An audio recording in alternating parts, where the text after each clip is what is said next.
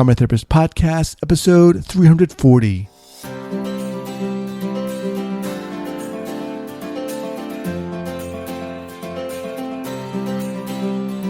Welcome to the Trauma Therapist Podcast. My name is Guy McPherson. My mission is to raise the awareness of trauma and to help support and inspire new trauma workers through this podcast and my membership community, Trauma Therapist 2.0. Thanks so much for joining me today, and here we go.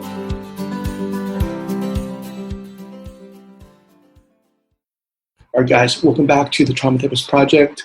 My name is Guy McPherson, and I'm very excited to have as my guest today, George Kellar of the Zen Hospice Project. Welcome, George. Well, thank you, Guy. Nice to be here. George Kellar is the Executive Director at Zen Hospice Project, responsible for directing its pioneering integration of social and clinical caregiving services grounded in compassion, spirituality, and humanity.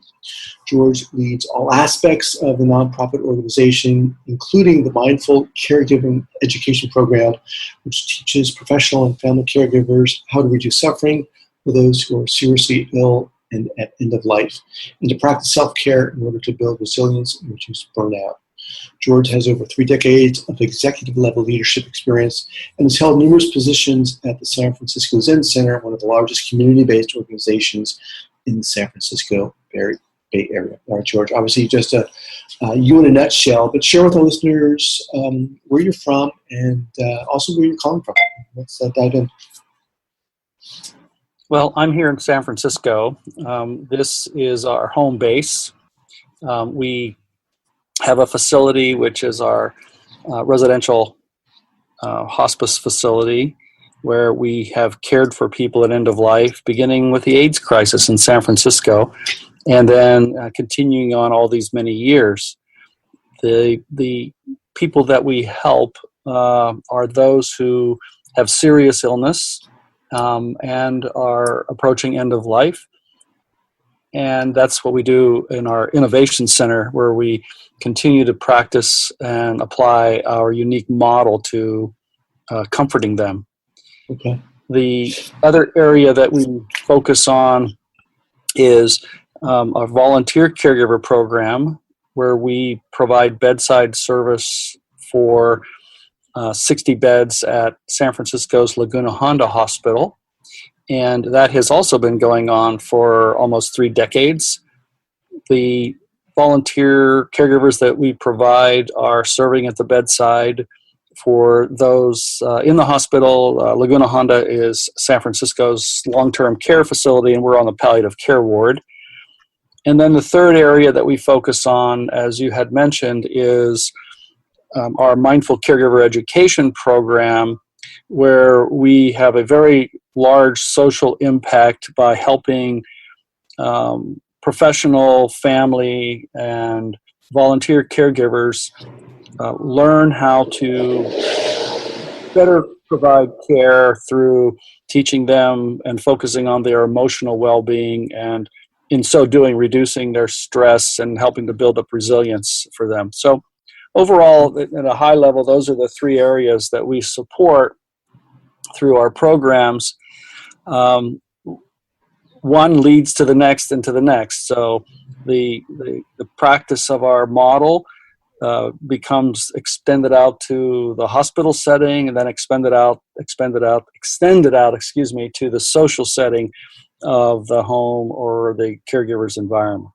So, George, let's kind of start out, and before we kind of look in a more detailed way at some of those aspects of it, let's hear from you. How did you get into this? Tell us that story.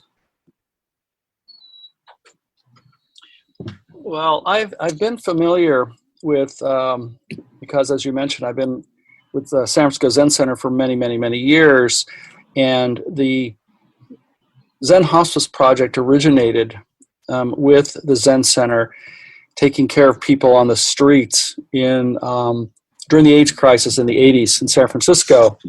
That grew into a program for what we are today. We are an independent nonprofit, 501c3, and we continue to rely on the generosity of our donors because we were outside of the traditional healthcare reimbursement system. I got here because the board was looking for someone to come in a leadership role who had a balance of business and spiritual background and commitment and dedication. And so I don't have a clinical or a medical background, but I have surprisingly a software and technology background. And I've been involved with the Zen Center, as I said, with a practice for quite a long time. This has been a learning experience for me. Sorry to interrupt, but how long had you been involved with the Zen Center before this opportunity arose? I first started with the Zen Center in the 1970s, and having my practice be there and serve in many capacities. I serve as a board member. I have been chairman of the board. I'm also on the finance committee and the development committee, the healthcare task force, and strategic planning. Okay. So you'd had some experience, obviously, before this opportunity arose. I just thought that was interesting. They were looking for someone with both a spiritual background and a business background that could very easily think that they're at opposite ends of the spectrum. Well, they're not, because regardless of your faith, if you bring a spiritual practice into the workplace, it does contribute to the well-being of everyone. There's a certain amount of what we teach here for caregivers, for example, is being self-aware and fully present and non-judgmental. Those apply to the work environment as well. And the business disciplines of good financial management and cash flow and marketing and messaging and people management and leadership all can be complementary to a practice of mindfulness.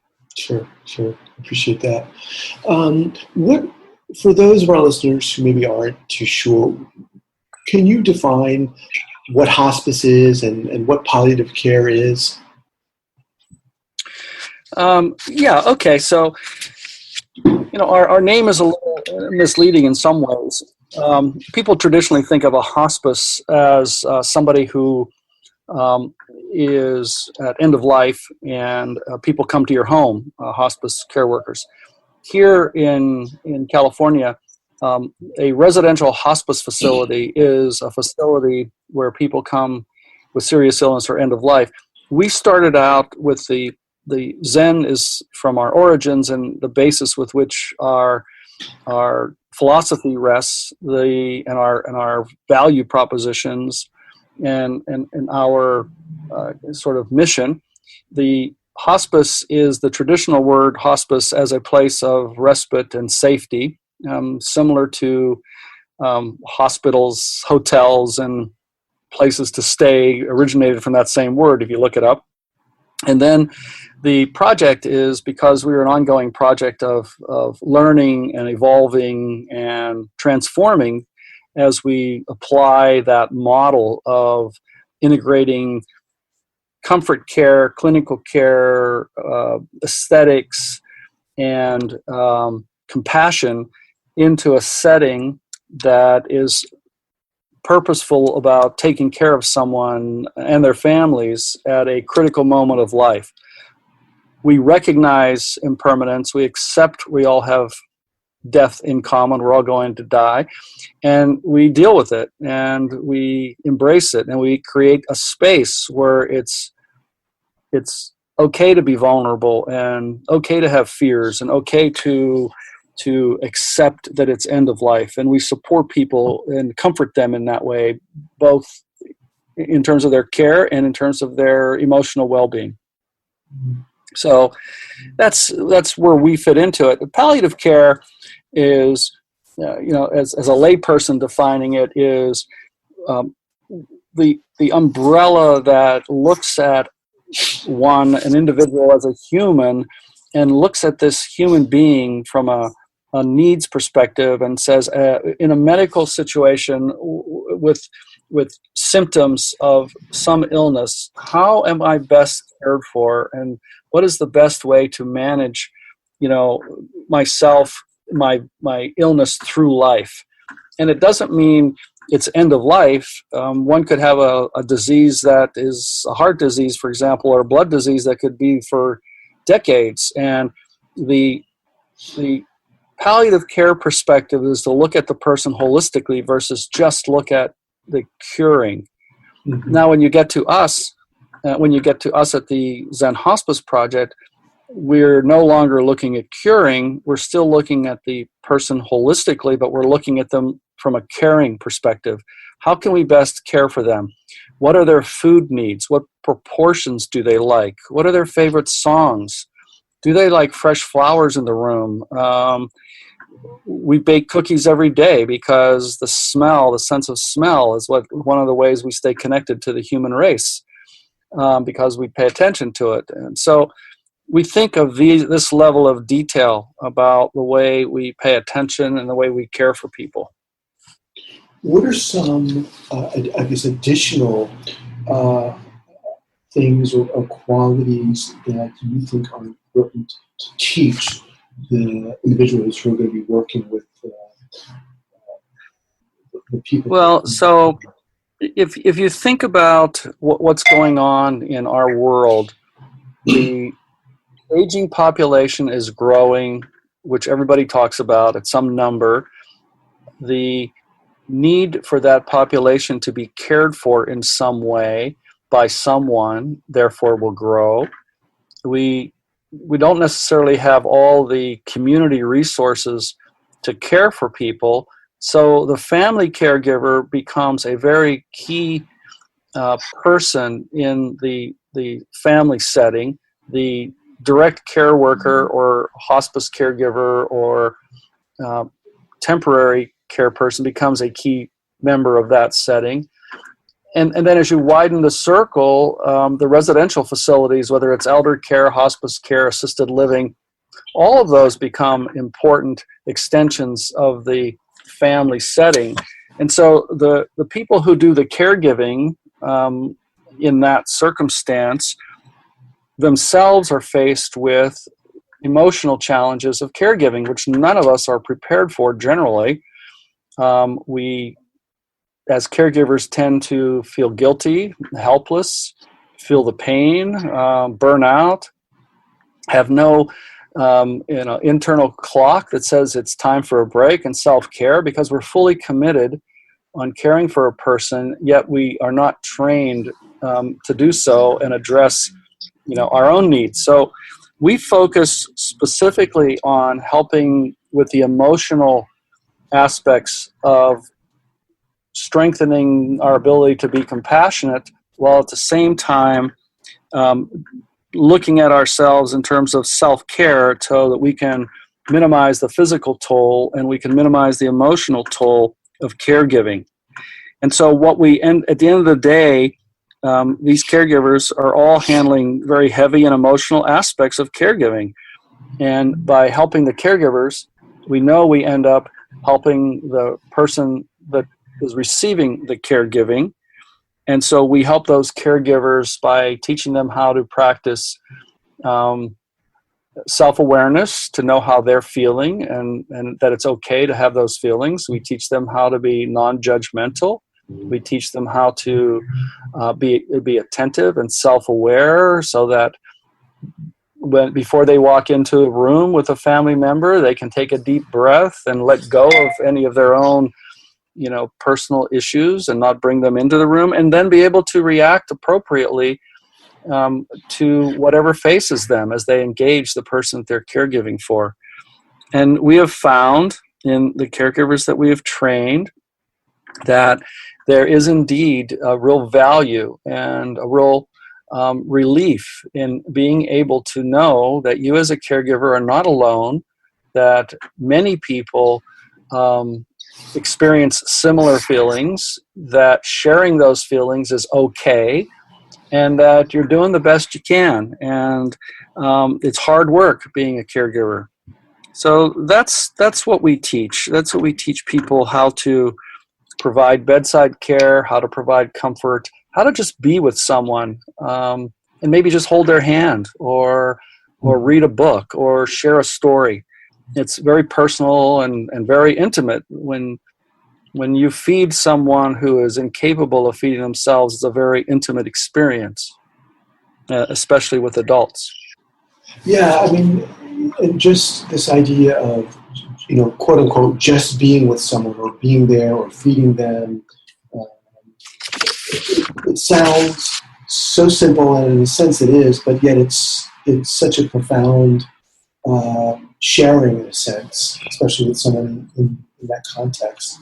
One of the things we do early on in the sessions that we teach is we go through some exercises that enable the individual caregiver to get in touch with their own sense of relationship to death and dying, their own sense of loss, so that they become more aware of their own personal feelings about death, and those then don't come into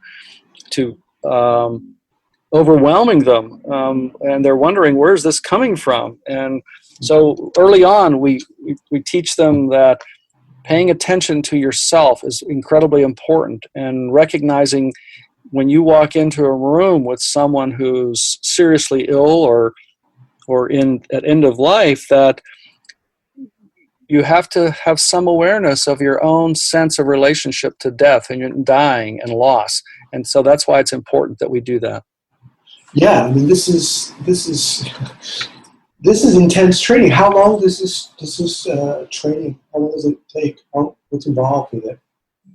Well, we've designed our training for caregivers, family, and the direct care workers and the professionals in a way that there are modules that they can take. And so we generally believe that a 4-hour minimum class and an all-day 8-hour class is probably the right way to do it.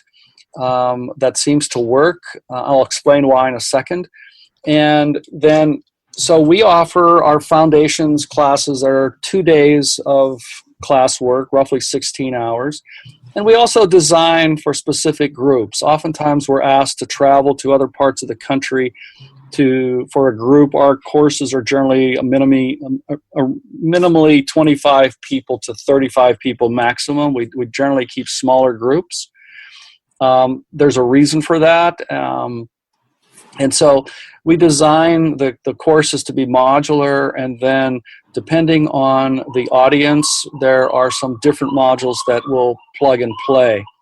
And the reason I've mentioned twice about the need to have small groups, hold on for a second as that siren goes by. Sure. Is because one of the outcomes that early on occurs during our courses is the sharing of experiences and feelings leads to some vulnerability. And we teach our caregivers that it's okay to be vulnerable, and we put them in a setting where they both, in dyads and also in small groups, and in the large group, they sort of practice being vulnerable and get some experience in sharing their feelings about caregiving or their frustrations or whatever they want to share.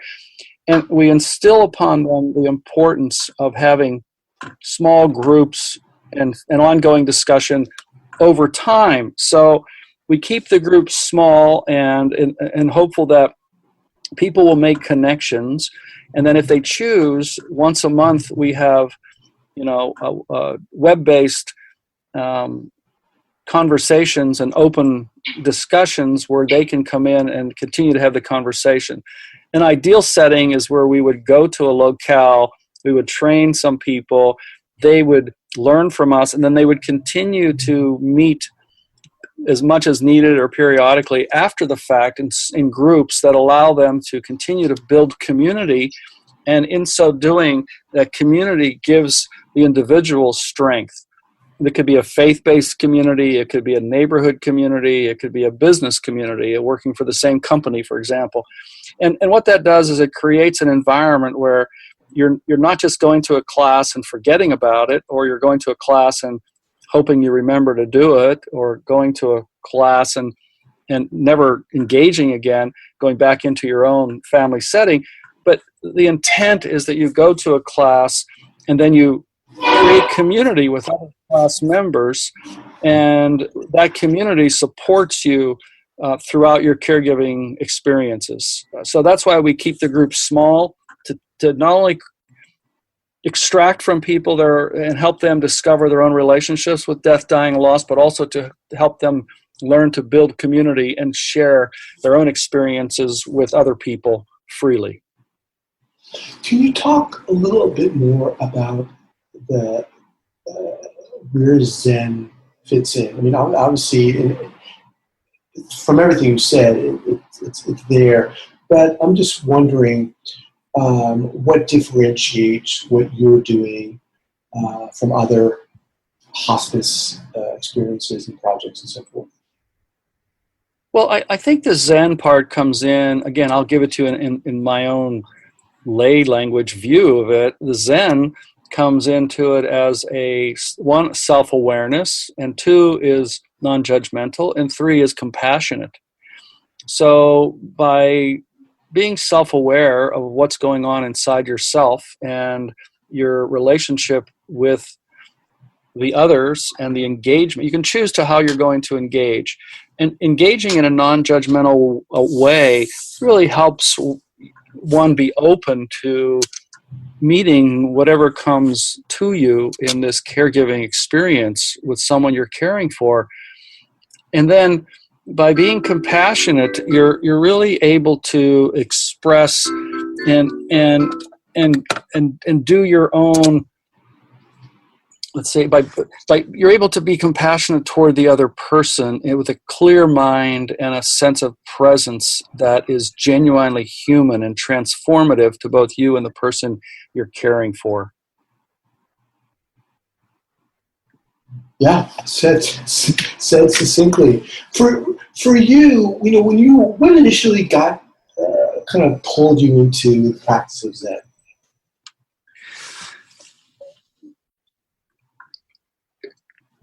That's such a wonderful question to answer. My first experience of Zen was at Tassajara, which is the Zen mountain retreat in Carmel Valley, back in the mountains. The Tassajara Zen Center is in the summer open for retreats, and it's a spa, hospitality, but it's a very old hot spring along a creek with simple cabins and extraordinary quiet, and you go there to bathe in the hot springs and the creek and sit quietly and meditate and learn. I went down there for a holiday, and it's fabulous food, and it's a great, wonderful hosts and people. I went down there for a summer holiday, and it's my first experience, and I didn't go into it with much of a spiritual perspective. I ended up going down there to party a little bit, and I had signed up for a week down there, and by the third day, I was pretty bored because there wasn't a whole lot to do. And some of the Zen students were sitting with us at dinner and talking about how there was a leak in one of the baths, and they had to fix it. And I said, hey, I raised my hand right away and said, I'm looking for something to do. And that turned into a midnight project, sitting with a couple of the students. And from that, I learned in what it was more about. I actually sat with them, just sitting around this plumbing project we were working on, and getting a little bit about being present and getting a little bit about just being in the moment. And that resonated with me, even though it was self-serving because I wanted to take those baths in the morning. It resonated with me that you could be in the middle of an experience, find yourself somewhat bored, and then all of a sudden be awakened by the fact that just being present and being still is absolutely not boring whatsoever. And so that led me down this path of further exploration. And the community of the Zen Center has been just absolutely wonderful for me personally in my life, and the people are just great people that I've enjoyed. And I've been essentially almost a lifelong member because of that. And Zen Center is different because it has a residential community, it has a teaching community, and it has a farm, it has a restaurant, Green's Restaurant, it has Tassajara. So it's a really wonderful community of people that have a long-standing relationship with the city of San Francisco, Bay Area, and the world. That's how I got into it. When I was living in San Francisco several years ago, I spent a week there at the Zen Center and had a pretty incredible time learning and experiencing and doing jobs around the Zen Center building and practicing. It was a wake-up call for me. Well, I still go down every summer to Tassajara for work period, where we prepare the facility for the summer, because in the winter it becomes a monastery and closes to the public. And it's interesting always to go in there with no expectations and take any assignment that's given. Sometimes I'm digging a trench, sometimes I'm painting, sometimes I'm pulling out a foundation, sometimes I'm constructing a shelving for propane tanks. And just something about going into a place with no expectations and being comfortable with just meeting whatever is presented with joy and gratitude that is fulfilling.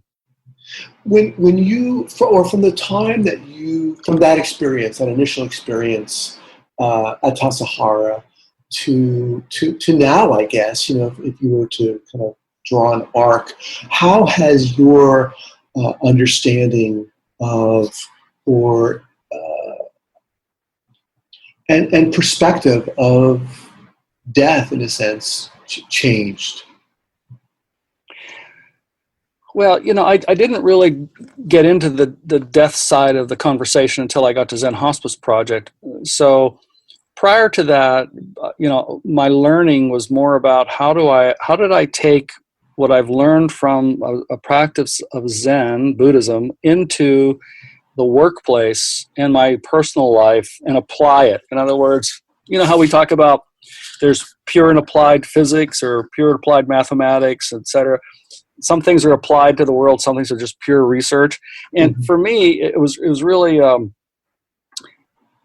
my life was more about applying my Zen practice in day-to-day life and being more aware. When I moved over to and came into Zen Hospice Project, I, for the first time, was close. And I've been to funerals before and comforted people who at end of life or have died, but never on a daily basis being with people who are seriously ill or end of life, and more importantly, being with the caregivers who are supporting them, the nurses, the kitchen team, the volunteer caregivers, the administrators, everybody here, all like roughly 20, 25, 30 people, everybody shares a common experience of knowing that we're serving people with serious illness and end of life, and that we too at some point will die and have an end of life.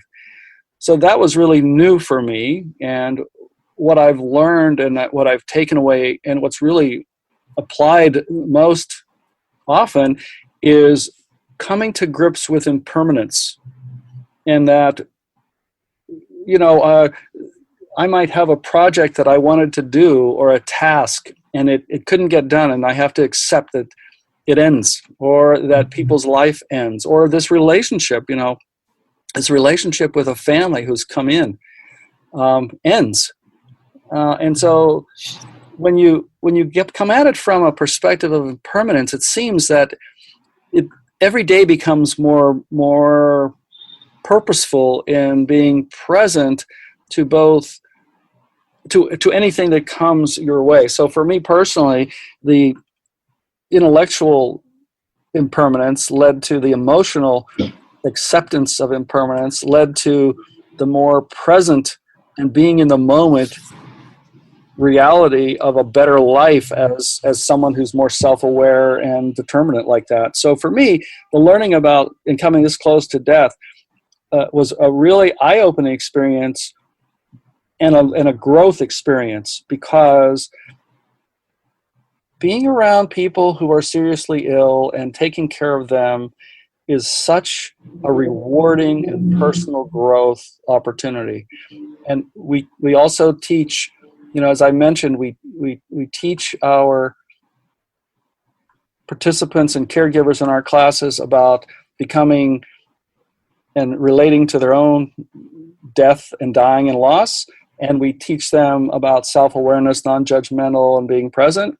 We also, the third thing we teach them is that to be open to the growth experience that comes from being that way with people at end of life, and that is a transformative experience. So it goes beyond the giving and the service and becomes something that you benefit from personally as a result of the service that you're giving. I mean, this is, as you're talking, George, I'm just thinking how obviously applicable this is to, the work that a lot of the listeners here are doing as mental health clinicians or counselors working with trauma. All of these aspects and experiences and qualities that you're teaching are completely applicable. What's the best way for people to maybe learn about the Zen Hospice Project and what's going on there? Well, you could certainly go to our website. It's easy to Google us and go to our website, zenhospice.org. That's the most direct way to do it. If it looks interesting, someone could reach out, and there's ways to email and phone and contact us.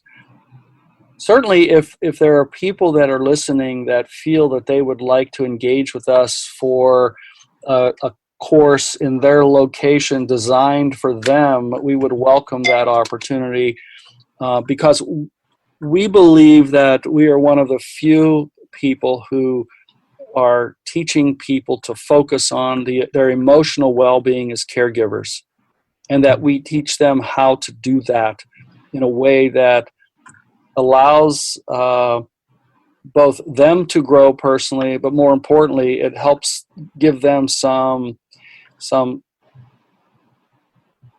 a blanket of safety to be vulnerable and to be present and to be human. I mean, this is all about accepting the fact that we're all humans. We share this thing in common. We all are going to die at some point. And so let's treat each other with dignity and respect as humans as we are on this journey toward end of life. Yeah, I love it. I mean, that's beautiful. I want to thank you so much, George. I've been talking to George Kellar, the Executive Director at the Zen Hospice Project. I want to thank you so much for taking the time to share with us your journey and what's going on at the Zen Hospice Project. Well, thank you very much, Guy. I really appreciate your interest and your listening, and truly appreciate the interest of those that listen to your podcast. Thank you so much. All right, take care. All right, guys, this episode is sponsored by Trauma Therapist 2.0, community to educate, support, to inspire new trauma healers. If you're a new trauma worker, new trauma provider and healer, you're starting out on the trauma-informed journey and you're tired of doing this alone and looking for support, looking to be around a community of other passionate trauma clinicians, I invite you to check out Trauma Therapist 2.0 at traumatherapist2.com. That's traumatherapist2.com. CPTSDfoundation.org provides daily recovery support, live group calls, 365 days a year. All calls are led by trauma-informed advocates, authors, and highly respected practitioners in the field of trauma recovery. CPTSDfoundation.org helps survivors connect with others who've walked through the fire of abuse and are on a path toward healing. After working with thousands of survivors all around the world, they know how to help you escape the shame of abuse by connecting with like-minded individuals so you can finally feel like healing is possible. Stop isolating between therapy appointments. Getting re-traumatized with your current strategy is no longer necessary. Reach out to CPTSD Foundation today and discover the life-changing, daily, trauma-informed peer support you've been waiting for. That's CPTSDfoundation.org.